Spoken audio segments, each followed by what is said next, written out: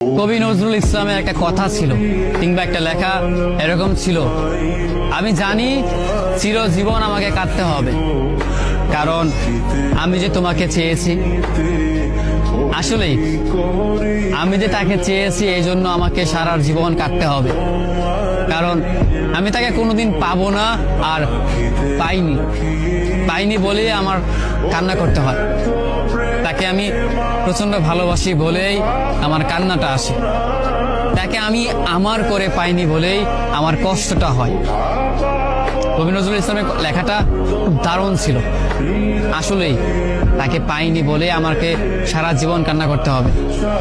যদি সে আমার এই ভালোবাসাটা বুঝতো, আমার এই অসীম ভালোবাসাটা বুঝে আমাকে একটু বলতো যে আমি অন্যদের মতো কখনোই তোমাকে ছেড়ে যাব না, তাহলে বিশ্বাস করুন পৃথিবীতে হয়তো আমার চাইতে সুখী মানুষ আর কেউ হতে পারতো না। কিন্তু ওই যে আমরা মাঝে মাঝে আমাদের প্রিয় মানুষটাকে হারিয়ে ফেলি, প্রিয় জিনিসটাকে হারিয়ে ফেলি।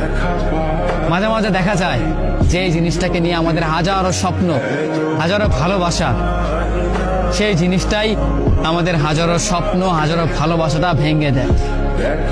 যাকে নিয়ে আপনি সারাটা জীবন সুখে থাকার চিন্তা করেন, সেই মানুষটাই আপনার এই সুখের স্বপ্নটা ভেঙে চুরমার করে দেয়। আমাদের প্রিয় মানুষগুলো বড়ই অদ্ভুত, তারা ভালোবাসতেও জানে না, তারা ভালোবাসাটাও বোঝে না, এই জন্য তারা আমাদেরকে ছেড়ে চলে যেতে চায়। আফসোস, যদি আমাদের প্রিয় মানুষগুলো আমাদের মতো করেই আমাদেরকে বুঝতে পারতো যে আমরা তাদেরকে কতটা ভালোবাসি কিংবা কতটা ভাবে আমরা তাদেরকে চাই, তবে কোনোদিন হয়তো কোনো মানুষ তার ভালোবাসার মানুষটাকে ছেড়ে যেত না। একটা মানুষ কখনো